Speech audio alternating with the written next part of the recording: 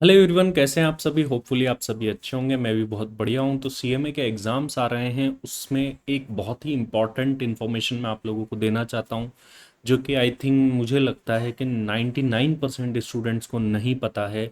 Exemption और carry forward के बीच का डिफरेंस। काफ़ी सारे स्टूडेंट्स तो ये सोच करके एग्ज़ाम दे देते हैं कि इस अटेम्प्ट में कुछ पेपर में एग्जम्पशन क्लेम कर लेंगे, देन नेक्स्ट वाले अटेम्प्ट के अंदर कुछ पेपर पास कर लेंगे। ये बिल्कुल भी एडविजिबल नहीं होता है। मैं पहले इस चीज़ को क्लियर कर दूं। मैं लास्ट वीडियो पे भी कुछ लोगों ने पूछा था कि हम सोच रहे हैं 2 पेपर्स दे के एग्जम्पशन ले आते हैं नेक्स्ट अटेम्प्ट में, बाकी के पेपर नो। पहली बात तो एग्जम्पशन और कैरी फॉरवर्ड के बीच का डिफरेंस आप लोगों को नहीं पता होता है, तो मैं आपको वो क्लियर कर दूं। और एग्जम्पशन कितने टाइम तक वैलिड रहती है, सीएमए के अंदर एग्जम्पशन ली कैसे जाती है, काफ़ी सारे क्वेश्चंस आप लोगों के होते हैं। इन सारे सवालों के जवाब इस शॉर्ट वीडियो के अंदर आप लोगों को मिलने वाले हैं। इसके अलावा आपको कोई भी मैराथन चाहिए तो वो प्लेलिस्ट में जाइए, आपको सारे सब्जेक्ट्स की मैराथन मिल जाएगी, फाउंडेशन, इंटर और फाइनल। रेगुलर क्लासेस चाहिए, ज्ञानसागर classes.com पर जाकर के हमारी टीम को कॉल कर सकते हैं, बाकी डिटेल डिस्क्रिप्शन में। चलिए स्टार्ट करते हैं और जानते हैं कि सर एग्जम्पशन क्या होती है। देखिए, मैं बड़े ही सिंपल तरीके से आपको ये समझाने की कोशिश करूंगा। जैसे काफ़ी लोग बोलते हैं एग्जम्पशन क्लेम करनी है, what is the meaning of exemption, और कितने टाइम तक ये वैलिड रहती है, और ये कब आती है। देखिए, जब आप 60 मार्क्स या उससे ज़्यादा स्कोर करते हैं तो ये एग्जम्पशन आती है। अब ये एग्जाम्शन टोटल 3 अटेम्प्ट्स तक वैलिड रहती है। अब आप एग्ज़ाम दे या ना दे, जो सब्सीक्वेंट 3 अटेम्प्ट्स आते हैं तब तक वैलिड रहेगी। अगर आपने एग्ज़ाम नहीं दिए तो ये एग्जाम्शन लैप्स हो जाती है, इस बात का आप ध्यान रखिए। तो 3 अटेम्प्ट्स तक वैलिड रहेगी। 3 एग्ज़ाम, अगर मान लीजिए किसी अटेम्प्ट में एग्ज़ाम ही नहीं हुआ तो वो काउंट भी नहीं होगा, क्योंकि वो इंस्टीट्यूट की मिस्टेक थी। लेकिन ये 3 अटेम्प्ट्स तक ही जो है एग्जाम्शन वैलिड रहती है, पहली बात।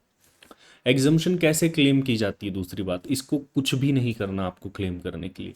नॉर्मल एग्ज़ाम फॉर्म भरना है और जिस सब्जेक्ट में आपकी एग्जम्पशन है उसके एग्ज़ाम में आपको सिट नहीं करना है, ऑटोमेटिकली क्लेम हो जाएगी।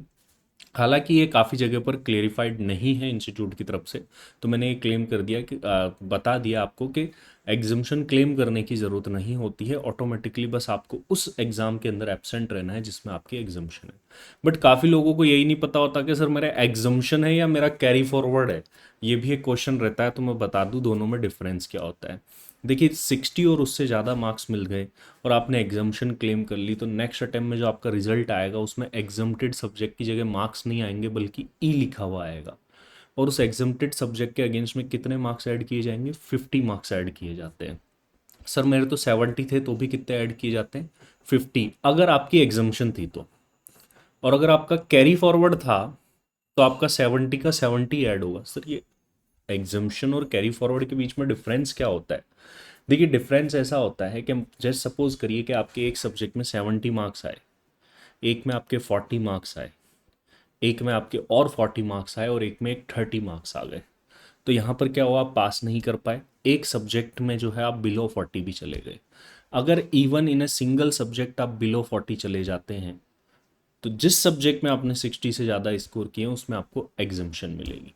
इट मीन्स नेक्स्ट अटेम्प्ट में उसके 50 ही काउंट होंगे।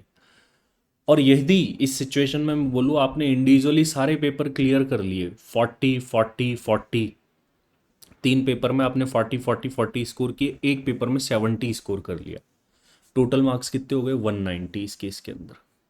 नेक्स्ट अटेम्प्ट के अंदर ये जो 70 वाला पेपर है ना, इसके 70 ही काउंट होंगे, क्योंकि आप इंडिविजुअली सारे पेपर आपने क्लियर कर लिए थे।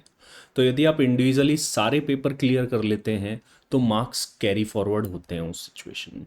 और अगर एक भी सब्जेक्ट में बिलो 40 चले जाते हैं तो अबाउ 60 वाले में एग्जम्पशन मिलती है, मीन्स 50 ही ऐड होते हैं। I think you got my point, कि अगर आप एक भी सब्जेक्ट में फेल हो जाते हैं तो जो भी एग्जम्पशन वाला सब्जेक्ट है उसके 50 ही ऐड होंगे। अगर आप सारे सब्जेक्ट में पास हो रहे हैं तो एग्जम्पशन वाले सब्जेक्ट के एक्चुअल मार्क्स जो है कैरी फॉरवर्ड हो जाते हैं। तो ये एग्जम्पशन और कैरी फॉरवर्ड के बीच में एक बेसिक डिफरेंस होता है। इस चीज़ को काफ़ी सारे स्टूडेंट्स, 99% लोगों को नहीं पता। क्या आपको पता था, मुझे बताइएगा। और कौन से सिटी से आप देख रहे हैं ज़रूर से मुझे बताइएगा। अच्छा लगता है कि भारत के अलग अलग कोनों से आप लोग जुड़ते हैं, आपका प्यार देते हैं। तो ज़रूर से मुझे लिख करके बताइएगा। और आपका और भी कोई डाउट है तो आप कमेंट बॉक्स में लिख दीजिएगा, मैं कोशिश करूँगा कि आपके सारे सवालों के जवाब दूँ। अभी के लिए इस वीडियो में इतना ही। Thank you very much.